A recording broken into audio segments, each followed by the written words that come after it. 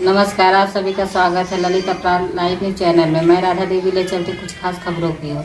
तेलंगाना के हनुमकोंडा जिले से अजब गजब खबर सामने आई है। यहाँ बीते कुछ दिन से कब्रिस्तान में दफन शवों की खोपड़ियां चोरी हो रही थी। लोगों के बीच इसे जानकर हड़कंप मचा हुआ था लोगों में, इसको जो लोग बाग तंत्र मंत्र से जोड़ने में लगे हुए थे। लेकिन जब इसके पीछे की हकीकत सामने आई तो सभी के रोंगटे खड़े हो गए। हुआ ये जब एक चोर ये खोपड़ियां चुरा रहा था और जब वह खोपड़ियों को चुराने वाला पुलिस के हाथे लगने पर उसने पुलिस को बताया कि वो इन खोपड़ियों का कहाँ और क्या इस्तेमाल करता था। चोर ने कहा, यहाँ रिवाज है कि मरने के बाद शव के मुंह में सोना डाला जाता था और उस शव को फिर दफनाया जाता है, तो हमने उन खोपड़ियों को इसलिए चुराता था कि खोपड़ियों के मुंह से वो सोना निकाल सकूं और वह सोना को फिर में बेचकर जो पैसा मिलता था, जिस पैसे से अपना परिवार का भरण पोषण करता था। जब ये बात पुलिसकर्मियों ने सुनी तो सभी के होश उड़ गए। जब इस बात की पुष्टि हो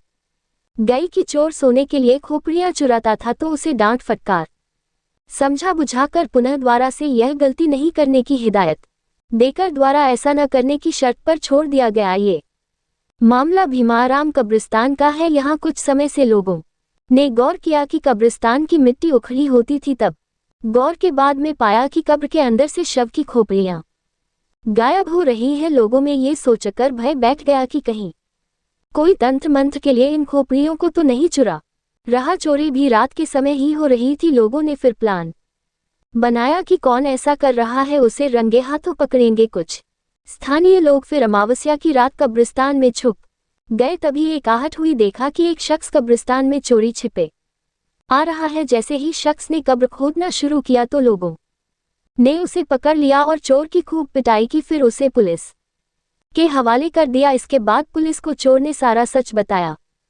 और बोला, साहब मैं बहुत ही गरीब हूं, मैं सिर्फ शवों के मुंह में डाले गए सोने को चुराने के लिए खोपड़ियां चुराता था, नई कब्रों को खोदता तो सभी को शक होता, इसलिए पुरानी कब्रों को खोदकर उनकी खोपड़ियां चुराता था ताकि किसी को भी मुझ पर शक न हो। पर लोगों को शक हो जाने के बाद आज मैं पकड़ा गया हूं और उन सभी लोगों ने मुझे बहुत मारा है। सर जी, आज के बाद इस तरह का काम मैं दोबारा से कभी नहीं करूंगा। बच्चों की भुखमरी के चलते मुझे मजबूरी में ये कदम उठाना पड़ा, जो आज आप लोगों के समझाने से मुझे अपनी गलतियां समझ में आ गई है। इसके चलते अब जो आप लोगों ने मुझे जो माफ करते हुए मुझे जो छोड़ दिया है, इसलिए हम भी दोबारा मरते दम तक ऐसी बड़ी ही गलती नहीं करेंगे। रिपोर्टर गारसी साहू, संपादक राधा देवी, प्रधान संपादिका की।